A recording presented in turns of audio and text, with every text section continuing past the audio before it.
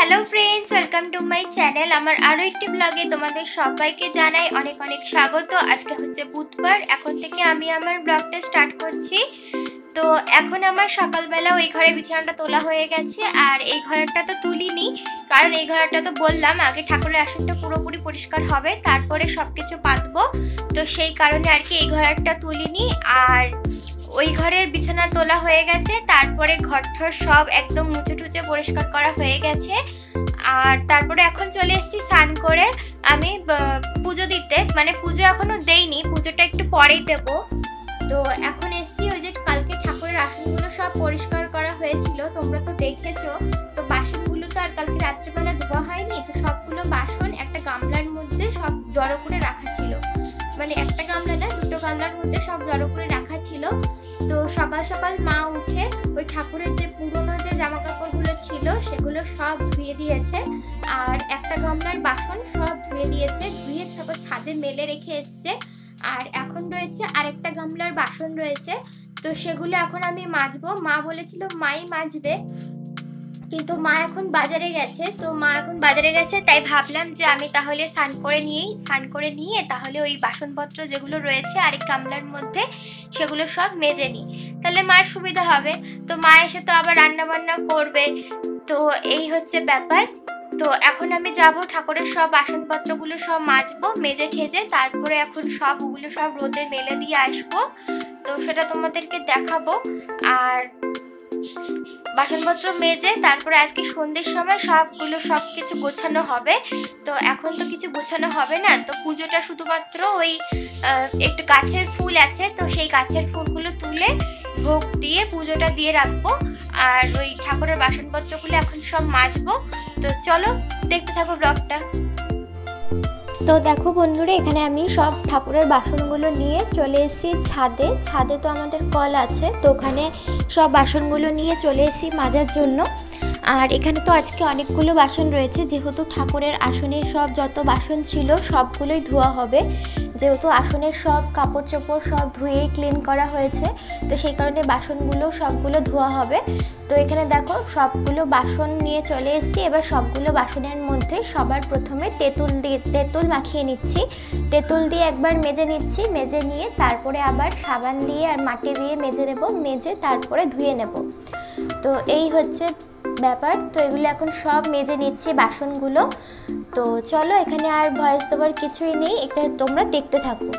আর এটা তোমরা দেখবে মাত্র 8 মিনিট কি 10 মিনিটের মধ্যে তোমরা দেখবে, কিন্তু এটা করতে আমার পুরো 2 ঘন্টা লেগে গেছে। তো তোমাদের সাথে সবটা শেয়ার করিনি, সবটা শেয়ার করলে এটা দিয়েই পুরো ভিডিও বড় হয়ে যাবে, তো সবটা শেয়ার করিনি। কিন্তু পুরো বাসনগুলো মাজতে আমার 2 ঘন্টা পুরো সময় লেগে গেছে, কারণ অনেকগুলো বাসন ছিল, একবার তেঁতুল দিয়ে মাজা, তারপরে আবার সাবান দিয়ে মাজা, এই করতে করতে।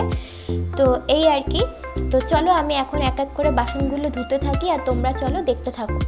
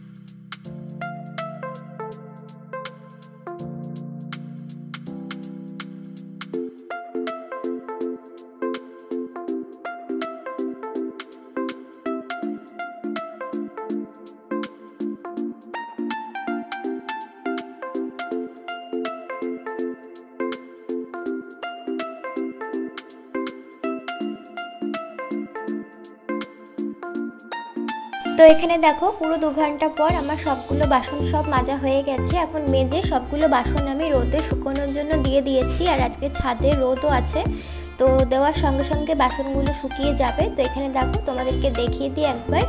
তো এই দেখো এখানে সবগুলো বাসন ধুয়ে একদম পরিষ্কার হয়ে গেছে। আর এগুলো সব এখন রোদে দিয়ে দিয়েছি। তো এটা এখন কিছুক্ষণ রোদে থাকবে, রোদে থাকলে শুকিয়ে গেলে তারপর আবার নিয়ে যাব। তো এই হচ্ছে ব্যাপার। এখন নিচে গিয়ে একবার তো আমি স্নান করে ঠাকুরের বাসনগুলো মেজেছিলাম, কিন্তু বাসন মাজতে গিয়ে আমি পুরো ভিজে একদম স্নান হয়ে গেছি, মাটি তেঁতুল দিয়ে সব একদম লেগে গেছে গায়ে ঠায়ে। তো সেই কারণে এখন আমি স্নান করব, স্নান করে তারপরে যাব রান্না করতে, আর পুজোটাও দিয়ে নেবো এর মধ্যেই। তো দেখো এরপরে আমি স্নান টান করে চলে এসেছি আবার রান্না করতে এসে এখানে দেখো দুদিকে দুটো কড়াই বসিয়ে দিয়েছি। একদিকে বসিয়ে দিলাম করলা আলু ভাজা। তো এখানে দেখো করলা আলু ভাজা করছি, আর এর মধ্যে দিয়ে দিচ্ছি নুন আর হলুদ গুঁড়ো দিয়ে এবার করলা আলুটা ভেজে নেব।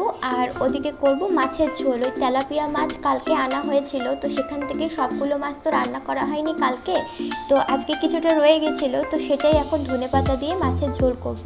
তো সেই কারণে এখানে দেখো নুন দিয়ে দিলাম, হলুদ গুঁড়ো দিয়ে দিলাম আর লঙ্কার গুঁড়ো দিয়ে দিলাম, দিয়ে তারপরে মশলাটা জল দিয়ে একটুখানি কষিয়ে নিয়ে ভেজে রাখা মাছগুলো দিয়ে তারপর একটুখানি জল দিয়ে ধনেপাতা দিয়ে নামিয়ে নেব মাছের ঝোলটা। আর ওদিকে উচ্ছে আলু ভাজা তো নুন হলুদ দেওয়া হয়ে গেছে, আর কিছু দেওয়া নেই, শুধু ভাজাটা হয়ে গেলেই নামিয়ে নেব।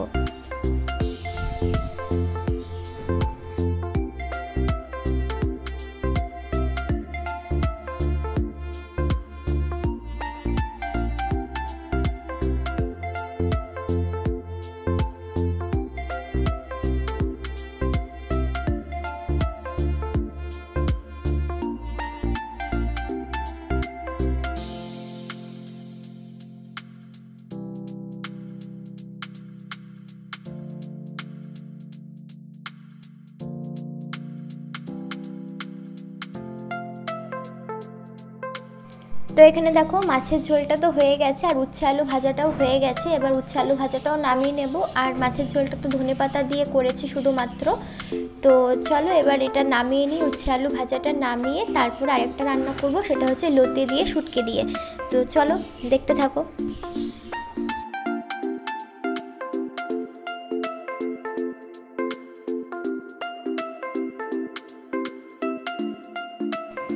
তো এখানে দেখো ওই দুটো রান্না তো হয়ে গেছে। হয়ে যাওয়ার পর এবার এদিকে দেখো তেল গরম বসিয়ে দিয়েছি। তেল গরম করে ওর মধ্যে দিয়ে দিয়েছি রসুন একটুখানি মানে থেঁতা করে ভাঙা ছিল আর কি, সেই রসুনগুলো দিয়ে তারপরে ওর মধ্যে শুটকি মাছ দিয়ে দিলাম। শুটকি মাছ দিয়ে তারপর ওর মধ্যে দিয়ে দিয়েছি লতিগুলো একটুখানি সিদ্ধ করা, একদম মানে 5 মিনিট মতো সিদ্ধ করেছি লতিগুলো, নয়তো সরু সরু লতি ছিল তো নয়তো বেশি ভর্তা হয়ে যাবে, তো সেই কারণে 5 মিনিট মতো সিদ্ধ করেছি। সিদ্ধ করে নিয়ে তারপরে লতিগুলো দিয়ে দিয়েছি, দিয়ে এবার ওর মধ্যে নুন হলুদ লঙ্কার গুঁড়ো দিয়েছি, দিয়ে এবার ভালো করে কষিয়ে নিচ্ছি। আর এর মধ্যে কোনো জল দেব না, জল দিলে ভর্তা হয়ে যাবে। এমনিতেই এই যে মশলাটা দিয়েছি এই মশলাটার সাথে অনেকক্ষণ ধরে কষিয়ে নেব, আর বেশি কিন্তু নাড়বো না, বেশি নাড়লেও কিন্তু ভর্তা হয়ে যাবে লতিগুলো, যেহেতু সরু সরু লতি, তো সেই কারণে। এবার দেখো মশলাটা কষানো হয়ে গেছে, লতিটা প্রায় হয়ে গেছে। এবার এর মধ্যে একটুখানি মনে হচ্ছিল নুন কম হবে, তাই আর একটু নুন দিয়ে দিলাম, দিয়ে তারপর নামিয়ে নিলাম।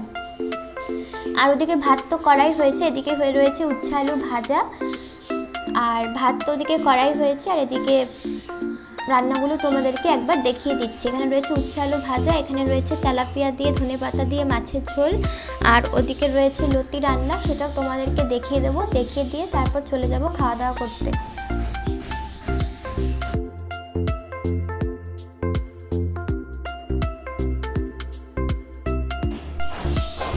তো দেখো এখানে রয়েছে লতি রান্নাটাও হয়ে গেছে, তো তোমাদেরকে একবার দেখিয়ে দিলাম। আর তোমরা কারা কারা শুটকি মাছ দিয়ে লতি রান্না করো সেটা আমাকে কমেন্টে জানিও। আর আমরা তো লতি এইভাবেই রান্না করি। তো তারপর দেখো খাওয়া দাওয়া করে নিয়েছিলাম, খাওয়া দাওয়া করে চলে এসেছি ছাদে এসে এখানে দেখো যে বাসনপত্রগুলো সকালবেলায় মেলে দিয়েছিলাম সেগুলো এখন সব শুকিয়ে গেছে, এগুলো এখন তুলে ঘরে নিয়ে যাব, নিয়ে গিয়ে তারপর ঘরটা গুছিয়ে নেব। তো চলো তোমরা দেখতে থাকো।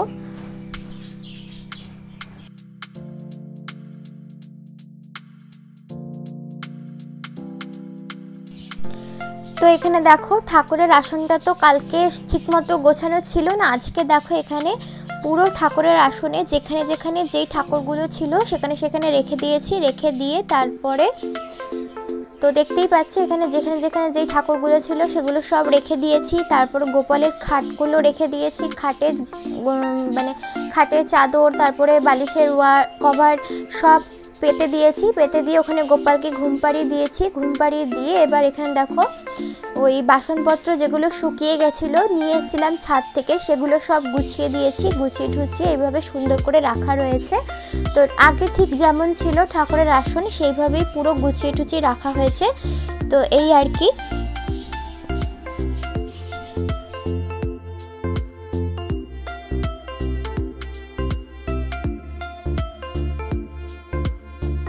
আর এদিকে আসি এই টেবিলটাতে। টেবিলটার মধ্যে এখানে টিভি তো রয়েছে, আর এখানে ওই কিছু মানে কি বলবো, গণেশ রয়েছে একটা মাটির, তারপরে হাতি রয়েছে, ল্যাম্প লাইট রয়েছে, এগুলো সব রয়েছে। এগুলো সব টেবিল কভারটা চেঞ্জ করে তারপরে এগুলো সব জিনিসপত্র যা যা ছিল সব কিছু মুছে ঠুছে রেখে দিয়েছি।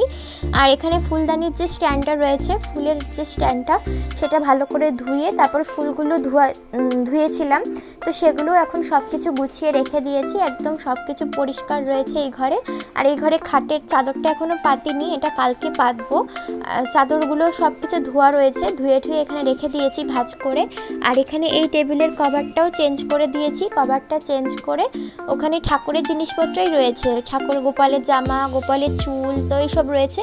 তো এগুলো সব কিছু রয়েছে। আর এদিকে দেখো সোফার কভারটা এখনও ধুয়ে দিয়েছি কিন্তু ওটা পাতিনি। আর এদিকে দেখো আলমারি রয়েছে, আলমারির পাশে দেখো রয়েছে ওয়ার্ড্রব। ওয়ার্ড্রবের উপরে যে জিনিসপত্রগুলো রয়েছে চলো সামনে গিয়ে দেখাই তোমাদেরকে। এই দেখো এখানে সব ঠাকুরেরই জিনিস, মানে ওই ঠাকুরকে যে স্নান করানোর জন্য ঘি, মধু, তারপরে কর্পূর, গোলাপ জল, অগুর, তারপরে আলতা, তারপরে আরও যা যা দরকার আর কি ঠাকুরের প্রয়োজনীয় জিনিস স্নান করানোর জন্য বা আরতি করার জন্য যা যা দরকার লাগে সব কিছু এখানে সব গুছিয়ে রাখা রয়েছে ওয়ার্ড্রবের উপরে। কারণ ওয়ার্ড্রবটা ঠাকুরেরই, ওয়ার্ড্রবের ভিতরে সব ঠাকুরের জিনিসপত্রই রয়েছে। ওয়ার্ড্রবটা কেনাই হয়েছিল ঠাকুরের জিনিসপত্র রাখার জন্য। তো এই তো এখানে রয়েছে ওয়ার্ড্রবের ভিতরে তো ঠাকুরের জিনিসপত্র রয়েছে। ওয়ার্ড্রবের কভারটাও ভালো করে ধুয়ে পরিষ্কার করে আবার পেতে দিয়েছি।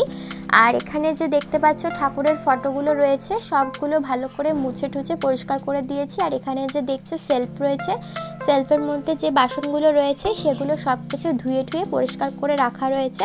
তো সবটাই তোমাদেরকে একবার দেখিয়ে দিচ্ছি। এই যে এই বাসনগুলো কিন্তু আজকে সকালবেলা ধুয়ে দিয়েছিলাম, তো তোমাদেরকে একবার দেখিয়ে দিলাম। আর এগুলো দেখতে যতটা সুন্দর লাগছে আর গোছানো যতটা সুন্দর লাগছে, করতে কিন্তু অনেকটা পরিশ্রম। কারণ সন্ধ্যে 6টা থেকে 10টা বেজে গেছে এগুলো সব কিছু গুছিয়ে পরিষ্কার করতে করতে। তো তোমাদের সাথে আর ভিডিও সেইভাবে শেয়ার করতে পারিনি। তো এটা 6টা থেকে রাত 10টা বেজে গেছে সব কিছু গোছাতে গোছাতে, এই আর কি। তো এখন সব কিছু গোছানো হয়ে গেছে, এরপর যাবো রাত্রে রান্না করতে। তো চলো দেখতে থাকো।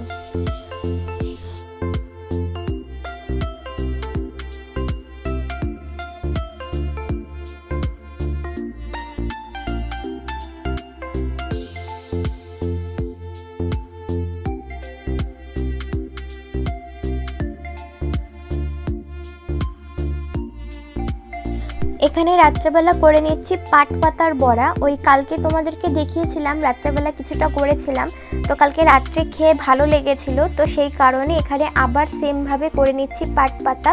আর আমরা পাট পাতা দিয়ে শুধুমাত্র বড়াই খাই। তো এখানে দেখো পাট পাতার বড়া করে নিচ্ছি, করে ধরে তারপরে খাওয়া দাওয়া করে নেব, রাত্রের খাওয়া দাওয়া করে নেব। তো চলো তোমরা দেখতে থাকো। আর আজকের ব্লগটা আমি এখানেই শেষ করে দিচ্ছি। কালকে দেখা হচ্ছে আবার নতুন একটা ব্লগে। আর আমি ভিডিওতে ভয়েস দিচ্ছি না, তোমরা দেখতে থাকো।